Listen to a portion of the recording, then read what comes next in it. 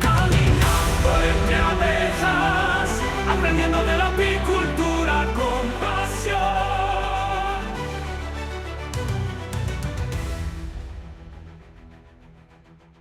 Bienvenidos a esta exploración del mundo fascinante, la verdad, de las colmenas. Hoy vamos a analizar a fondo un texto, tipos y estructura de colmenas apícolas. El objetivo, bueno, pues es entender la diversidad de hogares que les hemos preparado a las abejas, ¿no? Desde cómo empezaron hasta lo de ahora. Queremos ver por qué elegir una colmena u otra es tan crucial en apicultura. Es que es su casa, el centro de todo, y nos guiaremos por este documento que tenemos. Exacto. Y es importante entender que el diseño no es algo, bueno, que haya surgido de repente. Hemos pasado de usar refugios naturales, pues imagínate troncos huecos, vasijas de barro, a las estructuras que usamos hoy, mucho más pensadas, a veces modulares. Es una evolución, ¿sabes? Y hubo un momento clave, en el siglo XIX, que lo cambió todo. Fue la invención del cuadro móvil. Eso, fue una revolución total. Por primera vez, podías mirar dentro, ver qué pasaba con la colonia, sacar la miel, tratar si había alguna enfermedad, sin cargarte el nido, sin destruir la cera que tanto les cuesta hacer. Cambió la apicultura de sacar cosas a manejarla de verdad. Entendido ese punto, sí. Fue un antes y un después. Claro. Entonces, para empezar a ordenar un poco todo esto, ¿cómo clasifica el documento los tipos de colmena que hay ahora? ¿Cuál es la primera gran división? A ver, la distinción más básica que señala el texto es entre las colmenas de panales fijos y las de panales móviles. Las fijas son las antiguas, donde las abejas pegan la cera directamente a las paredes de la caja o del tronco. Claro, para sacar la miel tenías que romperlo todo, ¿no? Exacto. Por eso hoy en día están prácticamente abandonadas en la apicultura moderna. No son nada prácticas para manejar la colonia. Que no es más que un marco, normalmente de madera, donde las abejas construyen su panal. Y como ese marco se puede sacar y meter, pues permite todo. Revisar la cría, buscar la reina, tratar enfermedades, cosechar la miel ordenadamente. Es la base del manejo racional, vamos. Y dentro de esas, de las de cuadros móviles, hay más categorías. El texto hablaba de la disposición. Sí, esa es la otra gran división. Cómo se organizan los cuadros dentro. Tienes las colmenas horizontales, que son como, imagínate un cajón largo. Todos los cuadros están al mismo nivel, uno al lado del otro. El ejemplo típico es la Legends. Vale. Y luego están las verticales. Ahí la colmena crece hacia arriba, apilando cajas, una encima de otra. Cada caja, que llamamos alza, lleva sus propios cuadros. Justo para eso. Las alzas son la clave en los modelos verticales como la Langstroth o la Dadant. Te permiten ajustar el tamaño de la colmena a cómo esté la colonia de fuerte y a la cantidad de néctar que haya afuera. Las horizontales, en cambio, tienen un volumen más fijo. Y luego está el material, claro, madera, poliestireno, plástico, cada uno con sus ventajas y desventajas en cuanto a aislamiento, peso, duración. Como detalla la fuente. Perfecto, ya tenemos el esquema general. Pues empecemos por la que el documento dice que es la más extendida en el mundo, la Langstroth. ¿Por qué es tan popular? Según leemos aquí, su origen está en Estados Unidos, allá por 1851. Y fue Lorenzo Lorain Langstroth. Y parece que la clave de su éxito fue un descubrimiento suyo, el llamado espacio abeja.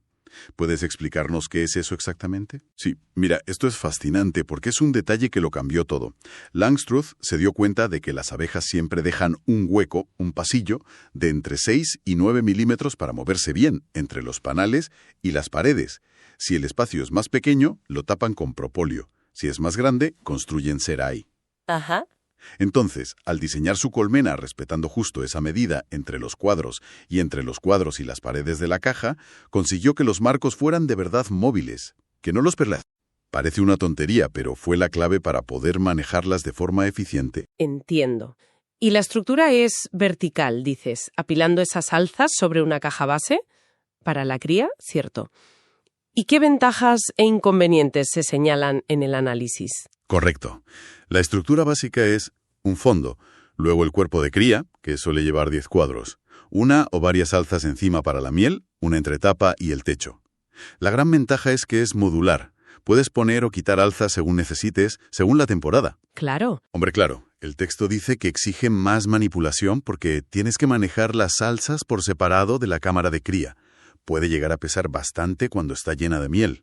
Y bueno, requiere un manejo técnico, saber lo que haces y un mantenimiento continuo, como ir cambiando los cuadros viejos.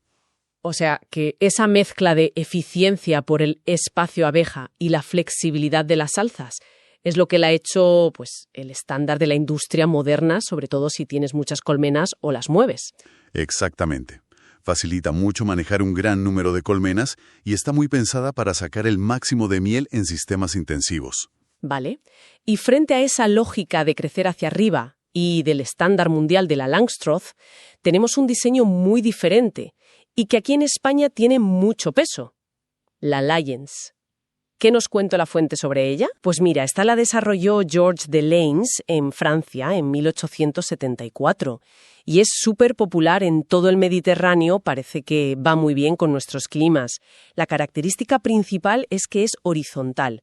Es una sola caja, un cajón grande, con unos 12 cuadros. Pero ojo, estos cuadros son mucho más profundos y grandes que los de la Langstroth. Y esa forma horizontal con esos cuadros tan grandes tiene sus consecuencias, claro. Por un lado, al ser una única cámara grande, la colonia gestiona el espacio de forma más como un todo. La fuente destaca que suelen ser de madera gruesa, y eso, junto con el gran volumen, le da un aislamiento térmico muy bueno, muy natural. Eso es importante aquí, con el calor del verano. Claro, es una ventaja en climas con veranos fuertes e inviernos que no sean extremadamente fríos. ¿Y para manejarla es más fácil? Generalmente sí. Como no andas quitando y poniendo alzas, las revisiones pueden ser más rápidas. Se considera un manejo más sencillo, que requiere menos intervenciones, y el mantenimiento también suele salir más barato. Es una colmena robusta. Suena bien, la verdad. Pero, ¿y las limitaciones? ¿Qué contras tiene? Pues la principal es esa, no es modular. La capacidad que tiene es la que es. Si viene una temporada de muchísima flor, se puede quedar pequeña para guardar toda la miel. No es como una vertical a la que le pones otra alza y listo. Claro. Y tampoco es la más cómoda para mover muchas colmenas en plan intensivo, por el tamaño y el peso que tiene cada una. Entonces, según este análisis, la Lions parece que encaja más con apicultores, pues más artesanales o familiares, o los que buscan algo más ecológico. Gente que valora más la sencillez y que esté adaptada al clima de aquí, que sacar el máximo de kilos o moverlas mucho. Ahí se ve perfecto el contraste de filosofías, ¿verdad? La Langstroth es intensidad, modularidad, producción a escala. La Lions es más simplicidad, estabilidad térmica, una apicultura quizá más pegada al terreno, al ritmo local. Es muy interesante ver cómo el diseño refleja formas distintas de entender el trabajo con las abejas. Muy interesante, sí. Siguiendo con los modelos, el documento menciona la Dadant y la presenta como un intento de combinar cosas de las dos anteriores. ¿Es así? Sí, parece que Charles Dadant, otro francés, la diseñó por allá por 1868 buscando un poco eso. A ver, es una colmena vertical y modular, como la Langstroth, pero la caja de abajo, la del nido de cría, es más grande y usa cuadros más profundos, más parecidos en tamaño a los de la Lions. Ajá. Las alzas para la miel, sin embargo, suelen ser más bajitas y manejables que las de la Langstroth normal. La idea, parece, es intentar pillar lo mejor de cada casa. Un nido de cría grande y potente, como el de la Lions, para que la colonia crezca mucho, y combinarlo con la facilidad de manejo y de ampliar para la miel con alzas, como la Langstroth. Busca maximizar la población para luego maximizar la cosecha de miel. Pero, a ver, no se arriesga a heredar también los problemas de las dos. O sea, la complicación de manejar una colmena vertical, más el peso de una cámara de cría tan grande. Esa es una buena pregunta, sí, y el texto lo deja caer. Requiere un manejo técnico parecido o incluso mayor que la Langstroth. Es una colmena pesada y normalmente más cara. Y además, si lo normal en tu zona es Langstroth, pues puedes tener problemas para encontrar material compatible. Claro. Sin embargo, los que la usan defienden que ese espacio tan grande para la cría permite desarrollar colonias muy fuertes, muy pobladas, que luego pueden dar producciones de miel altísimas. Es una opción potente, pero quizá más para apicultores con experiencia que buscan mucha producción en un sistema vertical. Entendido. El documento también menciona de pasada la colmena Perfección. ¿Es otro modelo principal o...? Pues parece que es más bien una adaptación local, muy usada aquí en España. Se describe como una variante de la Langstroth. Mantiene la estructura de 10 cuadros y las alzas, pero a menudo se hace con paredes de madera más gruesas. Ah, para aislar más. Eso parece. Busca mejorar el aislamiento térmico adaptando la Langstroth de las condiciones de aquí, de la península. Es un buen ejemplo de cómo un estándar mundial como la Langstroth luego se refina, se adapta en cada sitio. Mantiene la facilidad de manejo y la modularidad, pero le añade ese plus de aislamiento que en muchas zonas de España viene muy bien. Se usa mucho en apicultura profesional y trashumante aquí. Y las desventajas, supongo, las mismas de la Langstroth. Renovar cuadros, la inversión inicial... Sí, básicamente esas. Quizá un poquito más cara al principio por la madera más gruesa, pero por ahí van los tiros. Y ahora llegamos a una que sí parece romper bastante con las anteriores, la colmena Guarre. La fuente la presenta con una filosofía muy distinta. Totalmente distinta. Esta la diseñó Émile Guarre, también francés, en 1923. La llamó la colmena del pueblo. Y su idea principal es imitar lo más posible las condiciones naturales de un nido de abeja, como sería el hueco de un árbol. Prioriza el bienestar de la colonia, su comportamiento natural, por encima de la producción a tope. Esto casi nos hace preguntarnos, ¿qué buscamos realmente al tener abejas, no? Exacto. Plantea otra perspectiva. La estructura es súper simple. Son cajas cúbicas, más pequeñas que las estándar, que se van apilando. Pero lo característico es que no usa los cuadros móviles con alambres y láminas de cera que usan las otras. Será estampada. ¿Te refieres a esas láminas que ya vienen con el dibujito de las celdillas? Eso es. Es una lámina de cera que ya lleva marcado el patrón hexagonal. Se pone en los cuadros para que las abejas construyan recto y uniforme. Pues la Guarre no usa eso, solo tiene unas barritas de madera arriba de cada caja. Y las abejas construyen sus panales hacia abajo libremente, como harían en la naturaleza. Vaya. Y la miel, además, normalmente se saca prensando los panales enteros, no centrifugando los cuadros. Y otra cosa curiosa, cuando necesitan más espacio, las cajas nuevas se añaden por debajo de las que ya hay, no por arriba, intentando imitar cómo crecería el nido hacia abajo en un tronco hueco. Suena muy natural. ¿Y cuáles son sus puntos fuertes y débiles, según el análisis? Pues las ventajas son claras. Es barata, fácil de construir uno mismo y requiere muy poca intervención del apicultor. Es ideal si buscas una apicultura más ecológica, a pequeña escala, o si simplemente quieres observar a las abejas de forma más natural. ¿Y las pegas? Las desventajas también son claras. La producción de miel es mucho menor y el control sanitario o controlar que no se vayan enjambres es más complicado, porque no puedes sacar y mirar panal por panal fácilmente. Para un negocio a gran escala, pues no es práctica. La Guarre, entonces, es como la representante de una corriente de apicultura menos intervencionista, casi una filosofía que valora lo natural por encima de los kilos de miel. Un contraste brutal con la Langstroth o la Dadant. Sin duda. Es una elección que dice mucho de los valores del apicultor que la elige. Vale. Y para ir terminando con los tipos, el documento menciona así por encima algunos otros modelos, ¿no? Sí, da algunos ejemplos más para que veamos que hay mucha variedad. Habla de la Top Bar, o keniana, que es horizontal, como la Lyons, pero usa solo barras arriba, sin marcos completos. Simple, barata, se usa en apicultura ecológica y en proyectos de desarrollo en algunos países. Ajá. Menciona también la Z, que es eslovena, una colmena vertical un poco rara, pensada para apicultura fija en sitios muy fríos, donde los cuadros se sacan por una puerta trasera. Incluso habla de Layenes híbridas, que intentan mezclar cosas. Vamos que esto sigue evolucionando y adaptándose. Con toda esta variedad, claro, la pregunta es inevitable. ¿Y cómo elige un apicultor? La fuente da una tabla comparativa, sí. Pero más allá de la tabla, ¿cuáles dirías que son los factores que de verdad deciden la elección en la práctica? La tabla ayuda, es una buena guía rápida. Pero al final, la decisión depende de un montón de cosas. El clima y las flores de la zona son súper importantes.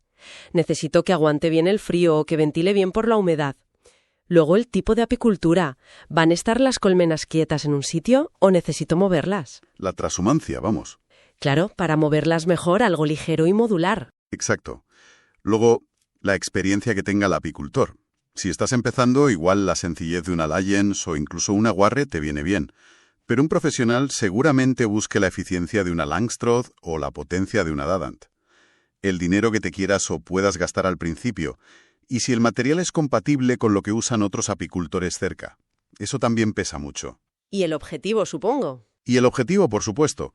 ¿Qué quieres sacar principalmente? ¿Miel? ¿Polinizar campos? ¿Vender enjambres o reinas? Cada cosa puede hacer que te interese más un modelo u otro. Entonces está claro que no hay una respuesta única. La colmena perfecta no existe. Es una elección muy personal y que depende totalmente del contexto y de lo que busque cada apicultor. Totalmente. Es una decisión estratégica, clave para que la cosa funcione bien y sea sostenible. Y mirando un poquito al futuro, ¿qué innovaciones o tendencias dice el texto que están apareciendo? Pues parece que la tecnología se está metiendo también aquí. Habla de colmenas digitales, o sea, colmenas con sensores de temperatura, de humedad, hasta de peso, y todo eso conectado a una aplicación en el móvil para poder seguir cómo está la colonia sin tener que abrirla tanto. Anda. También de ponerles pequeños paneles solares para dar energía a esos sensores o incluso a ventiladores si hace falta. Y se sigue investigando con materiales nuevos, buscando cosas más sostenibles como bioplásticos reciclados o maderas que vengan de bosques gestionados de forma sostenible. El objetivo de todo esto parece ir en dos direcciones, ¿no? Por un lado, mejorar el bienestar de las abejas, porque puedes saber cómo están sin molestarlas tanto, y por otro, ayudar al apicultor a tomar mejores decisiones sobre el manejo, la sanidad, la producción, basándose en datos más precisos. Muy bien, pues creo que hemos cubierto bastante a fondo la información del documento. Si tuviéramos que quedarnos con una idea principal, sería esa, que no hay una colmena perfecta para todo el mundo. La elección es estratégica, es personal y tiene que encajar con el clima, con lo que quieres producir y con tu forma de trabajar. Hemos visto los perfiles principales, ¿no? Langstroth para el profesional y la producción intensiva, la Jens más para lo tradicional y nuestros climas mediterráneos, Dadant buscando mucha producción pero en vertical y la Worre como esa opción más naturalista de mínima intervención. Y el mensaje clave, yo creo, es lo importante que es conocer bien las ventajas y los inconvenientes de cada sistema. Solo así puedes elegir la herramienta que te va bien para trabajar. Bueno, en sintonía con las abejas, buscando la producción que necesites, claro, pero siempre respetando sus necesidades y el entorno. Y para terminar, pues dejamos ahí una reflexión pendiente. Ahora que cada vez nos preocupa más la sostenibilidad y la salud de las abejas en todo el planeta, ¿cómo podrían evolucionar los diseños de las colmenas en el futuro? ¿Será posible encontrar un equilibrio todavía mejor entre lo que necesitamos nosotros y lo que necesitan ellas, con toda su complejidad social, biológica y ambiental? Una pregunta abierta, para seguir pensando.